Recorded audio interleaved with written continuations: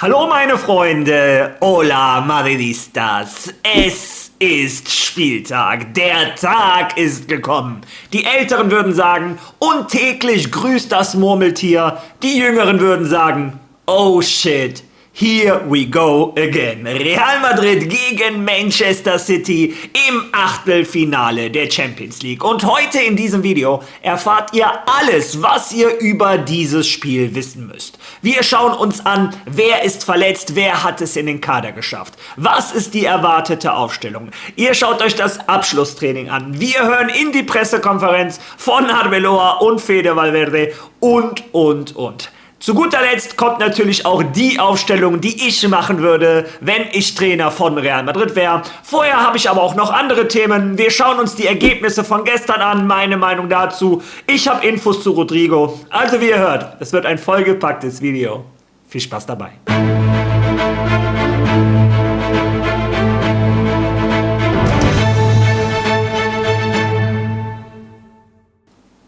Ja, lasst mich dieses Video starten mit den Worten, ich bin neidisch. Ich bin neidisch auf die Fans von Galatasaray Istanbul. Nicht nur, weil die gestern mit 1:0 gegen Liverpool gewonnen haben. Nein, weil die da unten 11 Gladiatoren haben, die sich in jeden Ball reinschmeißen. Angeführt von einem überragenden Osimhen. Der Typ ist wirklich ein Gamechanger. Auf jeden Fall gestern ein wirklich starkes Spiel gegen Liverpool gemacht. Die ersten 10 Minuten muss man ausblenden. Was ist mit Florian Wirtz los? Seit wann verschießt er leere Tore? Naja, wie dem auch sei, die nächsten 80 Minuten hat sich Galatasaray diesen Sieg deutlich verdient. Und es ist ein Beweis dafür, wie viel Einstellung machen kann. Denn ich bin der festen Überzeugung, wenn du Kader vergleichst zwischen Liverpool und Galatasaray Istanbul, ist ein viel größerer Abstand als zwischen Manchester City und Real Madrid. Ja, ich wünschte, unsere Spieler würden sich heute in jeden Ball reinschmeißen, wie die Spieler von Galatasaray. Ansonsten gab es noch weitere Ergebnisse. Was beim Spiel Atletico Madrid gegen Tottenham passiert ist, habe ich noch nie im Fußball gesehen. Der Trainer von Tottenham, Tudor, entscheidet sich, seinem neuen Torwart Klinski, heißt er, glaube ich, eine Chance zu geben. Und der muss den nach 17 Minuten auswechseln. Ich habe noch nie gesehen, dass ein Torwart nach 17 Minuten ausgewechselt wird. Der hatte bis dahin Atletico Madrid schon 2 Tore geschenkt. Es stand nach 17 Minuten 3:0. Naja, im Endeffekt ist der neue Torwart reingekommen. Am Ende gewinnt Atletico Madrid mit 5:2, steht schon mit einem Bein im Viertelfinale. War natürlich so auch verdient. Ja, mir tut der Torwart von Tottenham ein bisschen leid. Hoffentlich kriegt er nochmal den Fuß auf die Erde und seine Karriere ist nicht nach einem schlechten Spiel vorbei. Ansonsten haben die Bayern gestern eine absolute Machtdemonstration. Ich muss gerade gucken, wie viele es am Ende waren. Die haben im ersten Satz gegen Atalanta Bergamo mit 6:1 gewonnen. Als ich am Anfang der Saison gesagt habe, Real Madrid und Barcelona sind nicht auf dem Niveau, beide von den absoluten Top-Mannschaften in Europa, wurde ich viel kritisiert. Aber wenn man gestern sie wieder gesehen hat, wie Bayern abliefert, boah, die Arsenal etc. City sind auf einem anderen Level. Ich hoffe natürlich, dass Madrid dagegen halten kann. Auf jeden Fall, die Bayern gewinnen 6:1 und Barcelona oder Newcastle gegen Barcelona. Barcelona mit sehr, sehr viel Dusel und einem Elfmeter, nachdem die Nachspielzeit schon lange abgelaufen war. Ich weiß auch nicht, was der Schiri da gemacht hat, weil in der Nachspielzeit ist eigentlich gar nichts passiert und der ließ noch fast 2 Minuten nachspielen auf die Nachspielzeit. Naja, auf jeden Fall 11 Meter. Lamine Yamal, der vorher im ganzen Spiel, glaube ich, gar nichts gemacht hatte, behält die Nerven und macht das 1:1. Glückliches Ergebnis für den FC Barcelona. Sehe ich jetzt deutlich in der Favoritenrolle, dass sie im Viertelfinale stehen. Die Bayern sind auch schon durch. Ja, das waren die Ergebnisse von gestern. 2 sehr klare Ergebnisse. Die anderen 2 schauen wir uns die Rückspiele nochmal an. Ja, Schluss jetzt mit den anderen. Kommen wir zu Real Madrid. Da fangen wir mit einer Info an zu Rodrigo. Und zwar, Rodrigo wurde erfolgreich operiert. Lesen wir uns das zusammen einmal durch.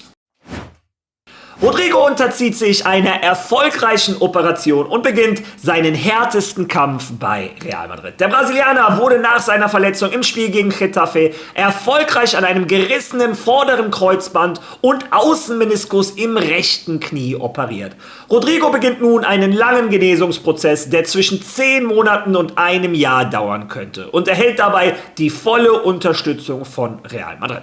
Ja, also Glück im Unglück, wenn man das so formulieren möchte.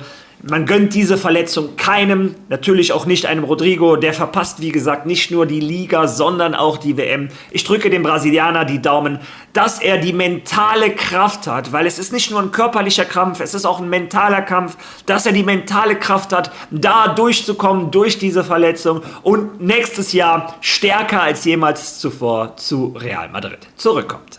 Ja, und während Rodrigo operiert wurde erfolgreich, hat der Rest der Mannschaft sich beim Abschlusstraining auf das Spiel gegen Manchester City vorbereitet. Einige Tore, einige schöne Aktionen. Also das Training hat gestern meiner Meinung nach Spaß gemacht zuzuschauen. Davor war die Pressekonferenz von Fede Valverde, danach die Pressekonferenz von dem Álvaro Arbeloa. Ja, und ich habe mal was gemacht, was ich eigentlich nicht mache so oft. Aber mir fällt ja ein, ihr habt ja gar nicht so die Möglichkeit, diese Pressekonferenz Wort für Wort zu hören. Macht euch jetzt keine Sorgen, ihr müsst euch jetzt nicht die gesamte Pressekonferenz reinziehen, aber ich habe mal so die 2, 3 interessantesten Antworten von Fede Valverde und Arbeloa zusammengepackt und zeige euch jetzt so einen kleinen Mash-up aus der Pressekonferenz und ihr seid bitte so lieb und lasst mir in den Kommentaren, ob ihr sowas in Zukunft öfter sehen wollt oder ob ihr sagt, nee, Pressekonferenz interessiert uns nicht. Ja, es ist ein Kanal, ich probiere immer öfter was Neues aus. Im Endeffekt mache ich aber das, was euch gefällt. Lasst mir also bitte eure Meinung in den Kommentaren. Hören wir mal so rein, was unser Uruguayer und was unser Trainer gesagt haben. Alle, vom ersten Spieler bis zum letzten und vom ersten Mitglied des Trainerstabs bis zum letzten. Geben wir alle jeden Tag unser Leben dafür, dass sich die Dinge verbessern, dass es gut läuft, damit die Fans stolz auf uns sein können. Wir ziehen alle am selben Strang, wie ich schon sagte, vom ersten Spieler bis zum letzten. Und auch der Trainerstab gehört dazu. Wir sind auch sehr vereint und arbeiten mit voller Kraft daran, dass sich die Dinge in diesem Verein verbessern und gut laufen. Für mich persönlich habe ich hier am Ende hier versuche ich alles für Real Madrid zu geben. Es ist der beste Club der Welt. Ich glaube, hier sind für mich die besten Menschen. Ich bin hier immer bereit, mich zu verbessern und ich vertraue auch vielen Menschen, die es bei Real Madrid gibt. Ich habe eine Person, die meine rechte Hand im Verein ist. Das ist ein Physio, dem ich letztlich meinen Körper anvertraue. Deshalb überlasse ich auch alle Entscheidungen dem, was er für richtig hält, was er denkt. Wir konzentrieren uns auf unsere Aufgaben, darauf, dass jeder von uns sein Bestes gibt und wir das Spiel morgen mit den besten Absichten bestreiten, mit dem größtmöglichen Erfolg, den wir uns erhoffen und dass es ein großartiger Abend wird. Ja, nun gut, wie ich schon sagte, am Ende hat uns das Ergebnis, das wir neulich erzielt haben, sehr geholfen, um uns mental besser zu fühlen. Wir brauchten so ein Spiel, einen Sieg. Es stimmt damit, dass wir unser Spiel weiterhin verbessern müssen. Wir müssen uns weiterentwickeln. Jeder einzelne Spieler muss sich persönlich weiterentwickeln. Letztendlich. Wir gewinnen zwar Spiele, aber manchmal nicht mit dem bestmöglichen Spiel. Aber wir mussten gewinnen, um gut in dieses Spiel zu gehen. Mit Lust, mit viel Hoffnung, mit einer anderen Energie und gut in der Kabine. Wir wissen genau, was wir durchmachen. Es waren harte Monate für uns, wir sind uns dessen bewusst. Alle Spieler haben ihr Bestes gegeben und doppelt so hart gearbeitet wie zuvor, um etwas zu verändern. Wir werden weiterhin unser Bestes geben. Jeder bleibt auf seine Aufgabe fokussiert und wir setzen auf das Team, denn ich glaube, das ist das Wichtigste. Und so glaube ich, dass wir am Ende der Saison einen Titel gewinnen können. Ja, es geht ihm jetzt viel besser. Wie ich euch in den letzten Wochen immer wieder gesagt habe, ist es eine Sache, die man Tag für Tag betrachten muss, um zu sehen, wie es sich entwickelt. Aber die ganze Woche war sehr positiv. Er ist mit einem guten Gefühl zurückgekehrt und es geht ihm jeden Tag besser. Also erwarten wir ihn sehr bald zurück. Ich glaube, weder grammatikalisch noch semantisch bedeutet das, dass es Leute gibt, die nicht kommen wollten. Das heißt, was ich wollte, war, diejenigen wertzuschätzen, die sich angestrengt haben, die nicht in voller Verfassung oder unter optimalen Bedingungen waren, um nach Vigo zu fahren. Es waren nicht nur einer oder zwei, sondern mehrere Spieler, die große Anstrengungen unternommen haben, um in Vigo zu sein, um zu kämpfen, um auf das Spielfeld zu gehen, um Leistung zu bringen. So wie Sie es getan haben, um bei Ihren Teamkollegen und vielen anderen zu sein. Und das ist alles, was ich gesagt habe. Die Interpretation, die ihr gemacht habt, ist, wie ich euch immer sage, ich bin verantwortlich für das, was ich sage, nicht für das, was man daraus verstehen könnte. Wenn ihr eine Klarstellung wollt, hier ist sie. Kein einziger Spieler, der nicht in Vigo war, war deshalb nicht da, weil er nicht kommen wollte. Wie geht's, Alvaro? Hier ist Rubén Cañizares von der ABC. Wenn man den Kontext der Saison betrachtet, Madrid, das in all diesen Monaten sowohl mit Xavi als auch mit dir etwas unbeständig war, wenn man City sieht, das immer stärker wird und vor allem die vielen Ausfälle, die ihr habt, von denen viele wichtig sind. Findest du, dass morgen ein Unentschieden ein gutes Ergebnis für die Mannschaft wäre? Ich finde, dass wir morgen auf Sieg spielen werden. Sergio López de Las, am 20. Januar nach dem Sieg gegen Monaco hast du einen Satz gesagt, Real Madrid ist immer Favorit für alles. Ist Real Madrid auch in dieser K.O.-Runde Favorit? Wenn ich gesagt habe, dass Madrid immer Favorit ist, dann ist das auch meine Meinung. Wir sind Real Madrid und ich glaube, wir fühlen uns nie jemandem unterlegen. Die Umstände sind egal, es ist egal, wer uns gegenübersteht. Ich glaube, wir sind Real Madrid. Wir sollten uns niemandem unterlegen fühlen. Morgen haben wir einen Gegner, den wir alle gut kennen. Wir wissen um die Identität des Vereins, des Spielers, des Trainers, was Manchester City bedeutet, das vor 2 Jahren Europameister war. Das Komplizierte ist, dass wir ihnen immer wieder begegnen werden, aber wir werden ihnen mit großem Enthusiasmus begegnen und ihnen in die Augen schauen. Ja, weise Worte. Fangen wir erstmal an mit dem Kapitän Fede Valverde. Er bezieht sich darauf, die Stärke aus der Mannschaft zu nehmen. Er sagt, jeder Einzelne hat doppelt so hart an sich gearbeitet. Ihm ist bewusst und der Mannschaft, dass wir viele Spiele gewinnen, aber nicht den Fußball spielen, den wir eigentlich sehen wollen. Er erhofft sich heute über die Stärke der Mannschaft, das auf dem Platz zu zeigen. Er persönlich hat mir mit seinen Aussagen Hoffnungen gemacht.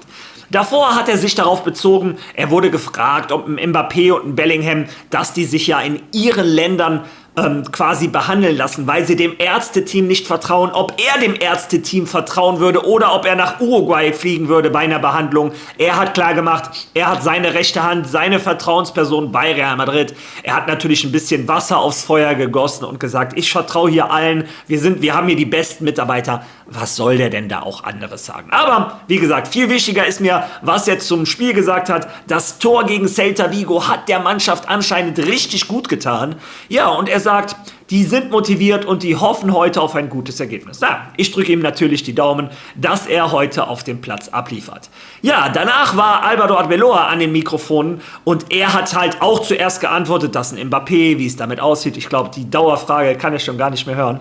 Ja, aber danach hat er auch gesagt, wir sind Real Madrid. Wir brauchen uns vor gar keinem zu verstecken. Manchester City ist eine tolle Mannschaft, toller Trainer, alles toll. Aber wir werden auf Augenhöhe gegen die spielen. Real Madrid ist immer Favorit. Naja, er preist natürlich seine Mannschaft. Auf jeden Fall finde ich das auch eine gute Aussage. Er sieht Real Madrid immer als Favoriten und wir sollen uns heute nicht verstecken. Ich bin auch ganz ehrlich, das ist auch meine persönliche Meinung.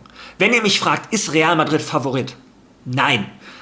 In den Wetthäusern sieht das auch so aus, dass Manchester City Favorit ist. Aber bedeutet das, dass wir draußen sind?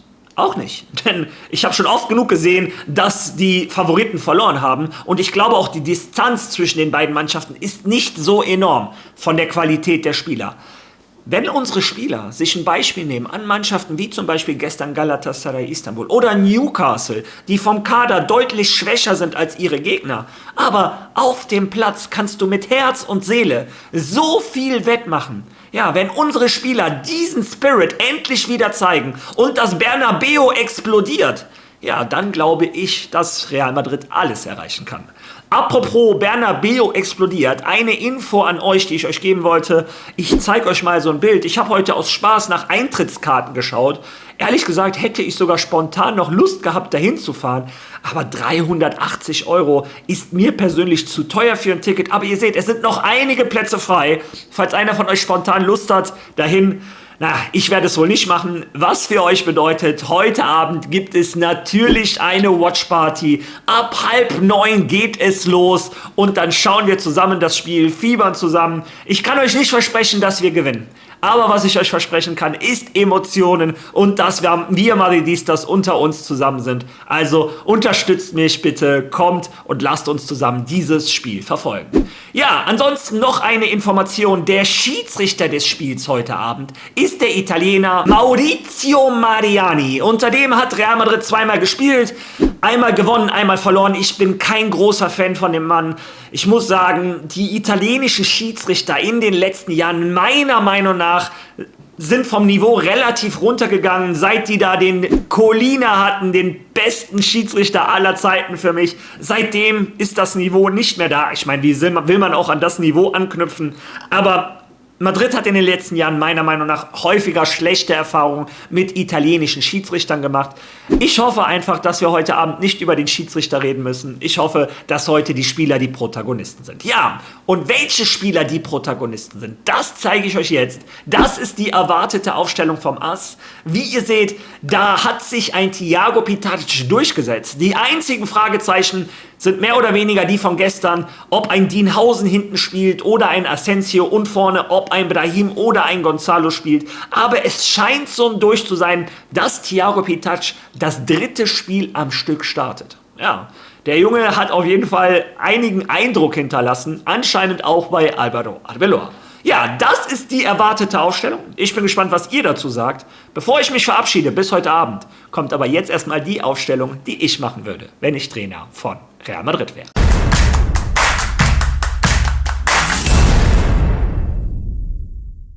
Ja, ganz ehrlich, mein erster Gedanke war, dass ich ein bisschen Gänsehaut und kalten Schweiß den Nacken runterlaufen hatte, als ich überlegt habe, dass ein Trent Alexander-Arnold einen Doku alleine bremsen soll. Also, ich habe deshalb mich entschieden, dass wir, wenn ich Trainer wäre, mit einem 5-3-2 arbeiten müssten, damit Trent Unterstützung bekommt. Im Tor natürlich Thibaut Courtois, da gibt's keine Frage. In der zentralen Mitte ein Tchouaméni, der in der Luft hilft gegen einen Haaland, am Boden hilft, der natürlich in der Offensivbewegung auch nach vorne beim Spielaufbau hilft. An seinen Seiten würde ich mit einem Antonio Rüdiger und einem Dienhausen spielen.